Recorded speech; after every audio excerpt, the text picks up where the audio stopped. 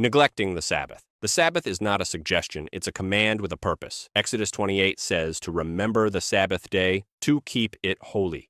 That means one day set apart, not for productivity, not for profit, but for God. Worship and rest were never meant to be separated. The Sabbath isn't just about going to church, and it isn't just about taking a break. It's about stopping long enough to remember who God is and who you are. When worship disappears, rest turns into distraction. And when rest disappears, worship turns into routine. This is why consistently skipping worship without a real reason matters. Hebrews 10:25 warns believers not to neglect meeting together. That isn't about attendance numbers, it's about spiritual drift. When worship becomes optional, God slowly moves to the margins of life. What you neglect eventually loses authority.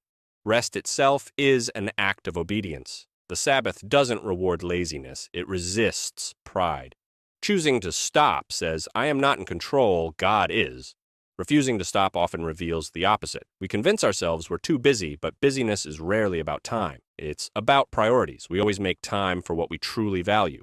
Jesus clarifies this in Mark 2:27 when he says, the Sabbath was made for man, not man for the Sabbath. God didn't create rest to burden people, he created it to restore them. Ignoring the Sabbath doesn't make you more faithful, it makes you more fragile. Keeping the Sabbath holy means setting boundaries. It means resisting the lie that constant motion equals importance. It means choosing worship over convenience and trust over control. When rest is ignored, God is treated like an add-on instead of the center. The Sabbath exposes what we believe about God. If we can't stop, it may be because we don't trust Him to carry things when we do. And that's why neglecting rest is never just physical, it's spiritual.